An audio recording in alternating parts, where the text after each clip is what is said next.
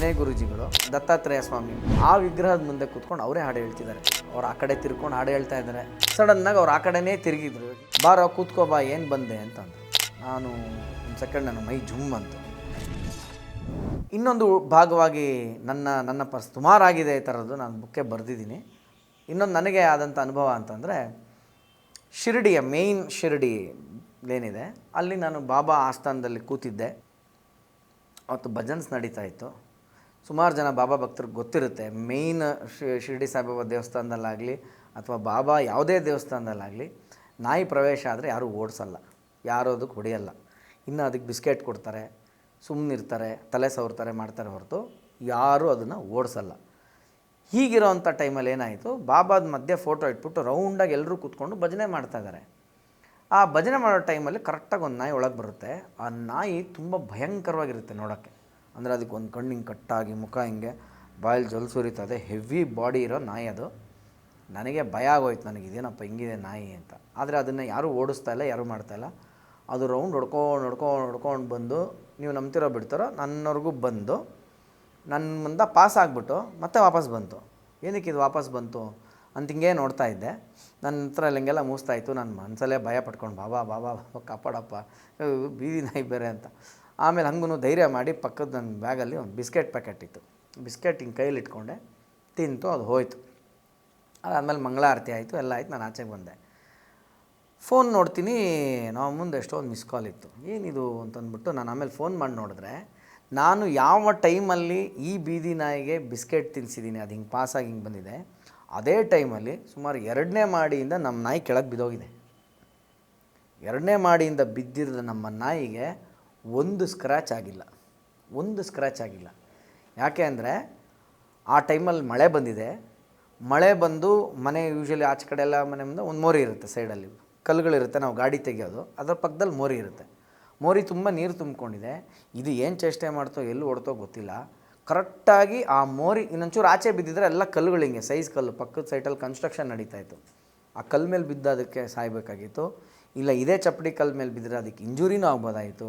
ಇದು ಎರಡೂ ಬಿಟ್ಟು ಒಂದು ಸಿನಿಮಿ ಶೈಲಿಯಲ್ಲಿ ಸ್ವಿಮ್ಮಿಂಗ್ ಪೂಲಿಗೆ ಡೈ ಹೊಡೆದಂಗೆ ಆ ಮೋರಿಲಿರೋ ನೀರಿಗೆ ನಮ್ಮ ನಾಯಿ ಬಿದ್ದು, ಆಮೇಲೆ ಆ ಶಬ್ದಕ್ಕೆ ಎಲ್ಲರೂ ಆಚೆ ಬಂದು ಅದನ್ನ ಎಳ್ಕೊಂಬಂದು ಅದಕ್ಕೆ ಒರೆಸಿ ಮೈಯೆಲ್ಲ ಮಾಡಿ ಚೈನ್ ಹಾಕಿ ಕಟ್ಟಿದ್ದಾರೆ. ಇದನ್ನು ನಮ್ಮ ನಂಗೆ ಮೆಸೇಜ್ ಮಾಡಿದ್ದಾರೆ. ಏನಿದು ಮೆಸೇಜ್ ಮಾಡಿದ್ದಾರೆ ಅಂತ ಹಿಂಗೆ ನೋಡ್ತೀನಿ.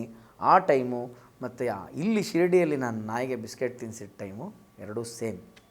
ಸೊ ಇವಾಗ ಈ ಸ್ಕ್ರೀನ್ ಪ್ಲೇ ಯಾರು ಬರೆದ್ರು, ಹೆಂಗಾಯಿತು? ಯಾಕಂದ್ರೆ ನನಗೆ ಆ ನಾಯಿ ಮೇಲೆ ತುಂಬ ಅಟ್ಯಾಚ್ಮೆಂಟ್. ಅದು ಇವಾಗಿಲ್ಲ, ನನಗೆ ತುಂಬ ಹಳೆ ಕಥೆ ಹೇಳ್ತಾ ಇರೋದು, ಅದು ಇವತ್ತಿಗಿಲ್ಲ. ಬಟ್ ನನ್ನ ಮನಸ್ಥಿತಿ ಅವತ್ತಿಗಿದ್ದಾಗ ನಮ್ಮ ನಾಯಿಗೆ ಏನಾರು ಆಗ್ಬಿಟ್ಟಿದ್ರೆ ನಾನೇ ಎಷ್ಟು ತಿಂಗಳು ಹತ್ಕೊಂಡು ಕೂತ್ಕೊಂಡು ನಾನು ಬೇಜಾರಲ್ಲಿರ್ತಾಯಿದ್ನೋ ನನಗೆ ಗೊತ್ತಿಲ್ಲ. But this definitely happened. So ಇದು ನನಗೆ ಗುರು ಅನ್ನೋನು ನನ್ನ ಜೀವನದಲ್ಲಿ ಇನ್ನೂ ಪ್ರವೇಶ ಆಗದೇ ಇರೋವಾಗ, ನಾನು ಸಾಧಾರಣವಾಗಿ ಎಲ್ಲ ಥರ ಥಿಂಕ್ ಮಾಡ್ತಾಯಿದ್ದಾಗ ಆದಂಥ ಘಟನೆಗಳಾದರೆ, ಇನ್ನು ನನ್ನ ಲೈಫಲ್ಲಿ ಗುರುವಿನ ಪ್ರವೇಶ ಆದಮೇಲೆ, ನಾನು ಹೇಳ್ದಂಗೆ ನಿಮಗೆ ವೀರಬ್ರಹ್ಮಯ್ಯ ಅನ್ನೋರು ಒಬ್ಬರು ನನ್ನ ಗುರುಗಳು. ಅದಾದರೆ ಅವಧೂತ ಶ್ರೀ ವಿನಯ್ ಗುರೂಜಿಗಳು ನನ್ನ ನಿಜವಾದ ಮಾರ್ಗದರ್ಶಕರು, ಗುರುಗಳಾಗಿ ಇವತ್ತಿದ್ದಾರೆ. ಸುಮಾರು ಜನಕ್ಕೆ ಅವ್ರನ್ನ ಯೂಟ್ಯೂಬಲ್ಲಿ ಇನ್ನೊಂದು ಅವ್ರು ಬೇರೆ ವೀಡಿಯೋಸ್ ನೋಡಿದಾಗ ಅವರವರ ಮನಸ್ಸಿಗೆ ಬಂದಂಗೆ ಅವರವರು ಗ್ರಹಿಸ್ಕೊಂಡಂಗೆ ಅರ್ಥ ಮಾಡ್ಕೊಂಡಿದ್ದಾರೆ. ಬಟ್ ನಾ ಕಂಡ ವಿನಯ್ ಗುರೂಜಿ ಅನ್ನೋದಾದರೆ, ನಾನು ಜಗದ ಜೋಳಿಗೆ ಅಂತ ಒಂದು ಬುಕ್ ಕೂಡ ಬರೆದಿದ್ದೀನಿ. ಆದರೆ ಅದೆಲ್ಲೂ ಸೇಲ್ಗಿಲ್ಲ. ನನ್ನದೇ ಫೇಸ್ಬುಕ್ ಅಕೌಂಟ್ ನೀವು ಸರ್ಚ್ ಮಾಡಿದ್ರೆ ಆ ಬುಕ್ಕಿನ ಎಲ್ಲ ಕಥೆಗಳನ್ನು ನಾನಲ್ಲಿ ಬರೆದು ಫ್ರೀಯಾಗಿ ಹಾಕಿದ್ದೀನಿ. ಯಾಕಂದರೆ ಅದು ಮಾರಾಟದ ವಿಷಯ ಅಲ್ಲ, ನನ್ನ ಎಮೋಷ್ನಲ್, ನನ್ನ ಸ್ವಂತ ವಿಷಯಗಳು ಅನ್ನೋ ಥರದಲ್ಲಿ. ಅದರಿಂದ ಒಂದು ಭಾಗನ ನಾನು ಹೇಳಬೇಕು ಅನ್ನೋದಾದರೆ, ಒಂದಿನ ಗುರೂಜಿ ಹಿಂಗೆ ಕೂತಿದ್ರು. ಅವ್ರನ್ನೇನೋ ಪ್ರಶ್ನೆ ಕೇಳೋಕ್ಕೆ ಯಾರೋ ಎದುರುಗಡೆ ಬಂದಿದ್ದರು. ನಾನು ಅಲ್ಲೇ ಕೂತಿದ್ದೆ. ಸರಿ, ಗುರುಗಳೇನು ಮಾಡಿದ್ರು, ಅವ್ರಿಗೆ ಕೊಡೋಕ್ಕೆ ಹಣ್ಣು ತೊಗೊಂಬನ್ನಿ ಅಂದರು. ಸರಿ, ಹಣ್ಣು ತರೋಕ್ಕೆ ಅಂತ ಹೋದವರು 5 ನಿಮಿಷ ಆಯಿತು, 10 ನಿಮಿಷ ಆಯಿತು, 15 ನಿಮಿಷ, 20 ಆಯಿತು, 25 ನಿಮಿಷ ಆಯಿತು, ಬರಲಿಲ್ಲ. ಎಲ್ಲ ಇನ್ನೂ ಬರಲಿಲ್ವೇನಾ ಅಂದ್ಬಿಟ್ಟು ಹಿಂಗೆ ಸುಮ್ಮನೆ ಕೆಳಗಡೆ ಹಿಂಗೆ ಕೈ ಹಾಕಿದ್ರು. ನಾನು ಎಲ್ಲಿ ಇವ್ರು ಕೈ ಹಾಕ್ತಿದ್ದಾರೆ ಅಂತ ನೋಡಿದೆ. ಅದೊಂದು ಗಾರ್ಡನ್ನು, ಒಂದು ಬೆಂಚ್ ಕಲ್ಲು, ಪಾರ್ಕಲ್ಲಿ ಒಂದು ಬೆಂಚ್ ಕಲ್ಲು ಇರುತ್ತಲ್ಲ, ಆ ಥರ ಒಂದು ಕಲ್ಲು. ಆ ಕಲ್ಲಲ್ಲಿ ಕೂತಿದವ್ರು ಹಿಂಗೆ ಕೈ ಹಾಕಿದ್ರು. ಅಲ್ಲೊಂದು ಕೈ ಕಾಣಿಸ್ದೇ ಇರೋ ಮಟ್ಟಿಗೆ ಹುಲ್ಲು ಬೆಳೆದಿದೆ. ಅರ್ಥ ಆಗ್ತಿದೆ ನಿಮಗೆ? ಕೈ ಕಾಣದೇ ಇರೋ ಮಟ್ಟಿಗೆ ಹುಲ್ಲು ಬೆಳೆದಿದೆ. ಅಲ್ಲಿ ಹಿಂಗೆ ಕೈ ಹಾಕಿದ್ರು. ಇಲ್ಲಿ ಏನು ಹಾಕಿದ್ದಾರೆ? ಇಲ್ಲ 10-15 ನಿಮಿಷಕ್ಕೆ ಮುಂಚೆ ನಾವೇ ಎಲ್ಲ ಕ್ಲೀನ್ ಮಾಡಿದ್ದೀವಿ, ಎಲ್ಲರೂ ಇಲ್ಲಿ ಕೂತ್ಕೋಬೇಕು ಅಂತ. ಅಲ್ಲಿ ಎಂಥದೂ ಇಲ್ಲ. ಅಲ್ಲಿ ಮಣ್ಣು ಇಲ್ಲ, ಏನಿದು ಈ ಥರ ಏನಕ್ಕೆ ಇಲ್ಲಿ ಕೈ ಹಾಕ್ತಾರೆ ಅಂದರೆ, ನಾನು ಕಣ್ಮುಂದೆ ನೋಡ್ತಿದ್ದಾಗ ಅಲ್ಲಿಂದ ಒಂದು ಮೂಸಂಬಿ ಬಂತು ಗುರುಗಳ ಕೈಯಲ್ಲಿ. ಮೂಸಂಬಿ ಬಂದವರೆ ಹಿಂಗೆ ಅವ್ರಿಗೆ ಕೊಟ್ಬಿಟ್ಟು ಹೋಗಿ ನಿನ್ನ ಕೆಲಸ ಆಗುತ್ತೆ ಅಂದರು.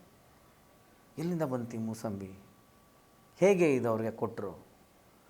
ಸೊ ಇದು just one of the miracle, ಒಂದು ಪಿಂಚ್ ಆಫ್ ದಿ ಸಾಲ್ಟ್ ಅಂತ ನಾನು ಹೇಳೋಕ್ಕೆ ಇಷ್ಟಪಡ್ತೀನಿ. ಇನ್ನೊಂದು ದಿವಸ ನಾನು ಊರಲ್ಲಿ ಶೂಟಿಂಗ್ ಮಾಡಬೇಕಾದ್ರೆ, ಅವರು ಆಶ್ರಮ ಗೌರಿಗದ್ದೆ ಅಂತ ಏನು ಮೇಯ್ನ್ ಇದೆ, ಅಲ್ಲಿ ನಾನು ಶೂಟಿಂಗ್ ಮಾಡಬೇಕಾದ್ರೆ ಒಂದಿನ ನನಗೆ ಅವ್ರ ಮುಂದೆ ಕೂತು ಹಾಡು ಹೇಳಬೇಕು ಅಂತ ನನಗನ್ಸುತ್ತೆ. ಗುರುಗಳು ಅವ್ರ ಮುಂದೆ ಕೂತು ನಾನು ಹಾಡು ಹೇಳಬೇಕಪ್ಪ. ನಾವು ಕಲಾವಿದರಾಗಿ ಎಷ್ಟೋ ಪ್ರೋಗ್ರಾಮ್ ಕೊಡ್ತೀವಿ, ಯಾರ್ಯಾರ ಮುಂದೆ ಹಾಡು ಹೇಳ್ತೀವಿ, ಡ್ಯಾನ್ಸ್ ಮಾಡ್ತೀವಿ. ನನಗೆ ಇಷ್ಟು ಜ್ಞಾನವನ್ನು ಕೊಡ್ತಾ ಇರ್ತಕ್ಕಂಥ, ನನಗೆ ಮಾರ್ಗದರ್ಶನ ಮಾಡ್ತಾ ಇರ್ತಕ್ಕಂಥ ನನ್ನ ಗುರುವಿನ ಮುಂದೆ ನಾನೊಂದು ಹಾಡು ಆಡಬೇಕು ಅಂತ ನನ್ನ ಮನಸ್ಸಿಗೆ ಪ್ರೇರಣೆ ಆಗುತ್ತೆ. ಅವ್ರು ಶೂಟಿಂಗ್ ಮುಗಿಯುತ್ತೆ, ನಾನು ಬೈಕ್ ತೊಗೊಂಡು ಹೋಗೋಣ ಅಂತ ಹೋಗ್ತೀನಿ. ಅವತ್ತು ಅನ್ಬೇಕಾದ್ರೆ ವಿಪರೀತ ಮಳೆ, ಜೋರು ಮಳೆ. ಅದನ್ನು ಕೇರ್ ಮಾಡಿದೆ, ನಾನು ಜಾಕೆಟ್ ಹಾಕ್ಕೊಂಡು ಬೈಕಲ್ಲಿ ನಾನು ಹೋಗ್ತೀನಿ. ನಾನು ಹೋದರೆ ನನ್ನ ಆಶ್ಚರ್ಯಕ್ಕೆ ಅಲ್ಲಿ ವಿನಯ್ ಗುರೂಜಿಗಳು, ದತ್ತಾತ್ರೇಯ ಸ್ವಾಮಿ ಅವರ ಮೊದಲನೇ ಅವತಾರ ಬಂದು ಶ್ರೀಪಾದ ವಲ್ಲಭರು, ಆ ವಿಗ್ರಹದ ಮುಂದೆ ಕೂತ್ಕೊಂಡು ಅವರೇ ಹಾಡು ಹೇಳ್ತಿದ್ದಾರೆ. ಅದು ನಿಮಗೇನು ವಿಶೇಷ ಅಲ್ಲ ಅನಿಸ್ಬೋದೆ, ಇದೊಂದು ಕೋಇನ್ಸಿಡೆನ್ಸ್. ನಾನು ಹೋದೆ, ಅವರು ಹಾಡು ಹೇಳ್ತಾಯಿದ್ರು, ಏನು ಅಂತ ನೀವು ಅನ್ಬೋದು. ಅವ್ರು ಆ ಕಡೆ ತಿರ್ಕೊಂಡು ಹಾಡು ಹೇಳ್ತಾ ಇದ್ದಾರೆ, ನಾನು ಹಿಂದ್ಗಡೆ ಹೋಗಿ ನಿಂತಿದ್ದೀನಿ. ಇವಾಗ ಸೈಲೆಂಟಾಗಿ ನಿಂತಿದ್ದೀನಿ, ಇಡೀ ಆಶ್ರಮದಲ್ಲಿ ಯಾರೂ ಇಲ್ಲ. ಸಡನ್ನಾಗಿ ಅವ್ರು ಆ ಕಡೆನೇ ತಿರುಗಿದ್ರು. ಇವಾಗ ಹಿಂದೆ ನಾನು ಬಂದಿದ್ದೀನಿ ಅಂದ್ಕೊಳ್ಳಿ, ಈ ಕಡೆ ತಿರುಗಿದ್ದವರು. ಬಾರೋ ಕೂತ್ಕೋ ಬಾ, ಏನು ಬಂದೆ ಅಂತಂದರು. ನಾನು ಒಂದು ಸೆಕೆಂಡ್ ನನಗೆ ಮೈ ಜುಮ್ ಅಂತು. ಇಷ್ಟು ಜೋರು ಮಳೇಲಿ ನಾವು ಹೆಜ್ಜೆ ನಮ್ಮ ಶಬ್ದನೇ ನಮಗೆ ಕೇಳಲ್ಲ ಅಂತಲ್ಲ, ನಾನು ಸೈಲೆಂಟಾಗಿ ಬಂದು ನಿಂತಿರೋದು ಇವ್ರಿಗೆ ಹೆಂಗೆ ಕೇಳಿಸ್ತಪ್ಪ ಅನ್ನೋ ಥರದಲ್ಲಿ ಒಂದು ನನಗೆ ಜುಮ್ ಅಂತು.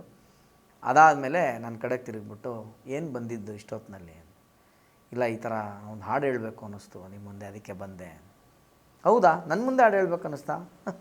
ಈ ಹುಚ್ಚ ಇವಾಗ ಇಲ್ಲಿ ಕೂತ್ಕೊಂಡು ಹಾಡು ಹೇಳ್ತಾ ಇದ್ನಲ್ಲ ಅಂತ ಅವ್ರಿಗೆ ಹೆಂಗಂದರು. ನಾನು ಹಾಡು ಹೇಳ್ತಾ ಇದ್ನಲ್ಲ, ಹೇಳು ಅಂತಂದರು. ನಾನು ಹಾಡು ಹೇಳಿದೆ.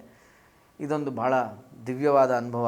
ಇದೆಲ್ಲ ಅನುಭವಿಸಿದವ್ರಿಗೆ, ಆ ಮಾರ್ಗದಲ್ಲಿ ಹೋದವ್ರಿಗೆ ಮಾತ್ರ ಅನಿಸ್ತಕ್ಕಂಥದ್ದು. ಉತ್ಪ್ರೇಕ್ಷೆ ಯಾವುದೂ ಇಲ್ಲ ಇಲ್ಲಿ. ಯಾಕಂತಂದರೆ ನಾನು ಅದಕ್ಕೆ ಹೇಳಿದ್ದು, ಕಾರ್ಯಕ್ರಮ ಶುರುವಲ್ಲೂ ನಾನು ಅದನ್ನೇ ರಿಕ್ವೆಸ್ಟ್ ಮಾಡ್ಕೊಂಡಿದ್ದು, ನನ್ನನ್ನು ನಿಮ್ಮೊಳಗೊಬ್ಬ ಭಕ್ತ ಆನಂದ ಮಾತಾಡ್ತಾ ಇರೋದು ಅಂತ ನಿಮ್ಗೆ ಅನಿಸಿದ್ರೆ ನಾನು ಹೇಳೋದೆಲ್ಲವೂ ನಿಜ ಅನಿಸುತ್ತೆ. ಬಟ್ ನನ್ನ ಪ್ರೊಫೆಷನ್ನು, ನಾನು ಮಾಡುವ ಕೆಲಸ ಉದ್ದೇಶದಲ್ಲಿ ನನ್ನ ನೋಡಿದಾಗ ಇವನೇನಾದ್ರು ಯಾವುದೋ ಸಿನಿಮಾ ಕತೆ ಹೇಳ್ತಿದ್ದಾನ ಅಥವಾ ಏನಾದ್ರು ಕಾಮಿಡಿ ಮಾಡಿದ್ದಾನ ಅಂತ ಅನಿಸ್ತಾ ಇರುತ್ತೆ. ಸೊ ಹಾಗಾಗಿ ದಯವಿಟ್ಟು ಆ ದೃಷ್ಟಿಯಲ್ಲಿ ನೋಡಬೇಡಿ. ಇವೆಲ್ಲದಕ್ಕೂ ಭಾಳ ದಿವ್ಯವಾದಂಥ ಒಂದು ಅರ್ಥಪೂರ್ಣವಾದಂಥ ಅನುಭವಗಳು ನನ್ನ ಜೀವನದಲ್ಲಾಗಿದೆ.